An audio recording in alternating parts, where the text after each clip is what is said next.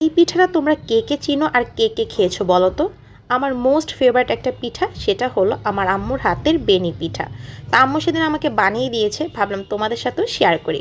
ফার্স্টে আম্মু এখানে একটা বক্সের মধ্যে 2 কাপ পরিমাণ ময়দা নিয়ে নিয়েছে, পরিমাণ মতো একটু লবণ দিয়ে দিয়েছে। আর এই বেনি পিঠাটা মিষ্টি পিঠা হয়ে থাকে, তাই এখানে পরিমাণ মতো প্রচুর চিনি দিতে হবে। তো আমার আম্মু এখানে প্রায় মানে 3 থেকে 4 চামচ একটু বড় সাইজের চামচ দিয়ে কিন্তু চিনি নিয়ে নিয়েছে। পরে এখানে দেখো পরিমাণ মতো যে সয়াবিন তেল থাকে সেটাও দিয়ে দিচ্ছে। তোমরা চাইলে এখানে বাটারও অ্যাড করতে পারো। তো এখানে দেখো আম্মু কিন্তু পরিমাপ করে 3 চামচ চিনি তেল দিয়ে দিয়েছে। তারপর এখানে আম্মু দেখো একটা ডিম দিয়ে দিয়েছে।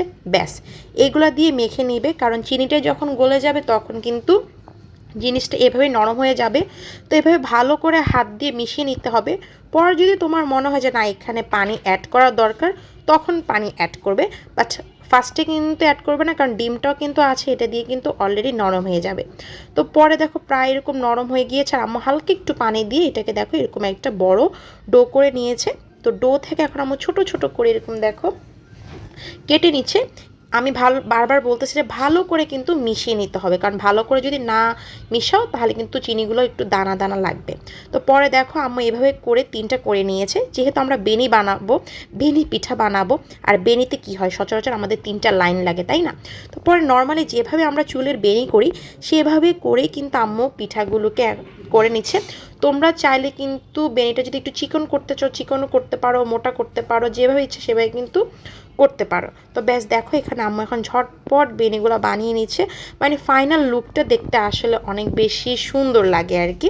তো পরে বানানোর পর উপরের সাইডে যে থাকে না, এগুলো চাইলে তোমরা একটু হাত দিয়ে হলো কেটে সমান করে নিবে। তো ব্যাস এই তো দেখো আমার বেনি পিঠাটা সমান হয়ে গিয়েছে।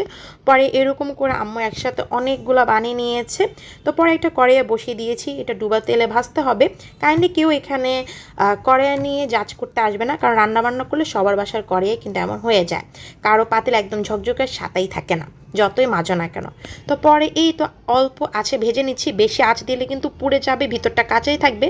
তো এটা লো আছে অনেকক্ষণ ধরে করতে হবে। তো পরে এরকম দেখো লাল লাল হয়ে যাবে। তো ফাইনালি এখন হয়ে যাওয়ার পরে আমি এগুলাকে এখন প্লেটে তুলে নিচ্ছি। ট্রাস্ট মি অনেক বেশি মজা হয়, চা দিয়ে খেতে ভালো লাগে। চাইলে এগুলো তোমরা একটা বক্সের মধ্যেও সংরক্ষণ করে রেখে দিতে পারো, যখন ইচ্ছা খেতে পারো। আশা করি তোমাদের কাছে এই বেনি পিঠাটা ভালো লাগবে।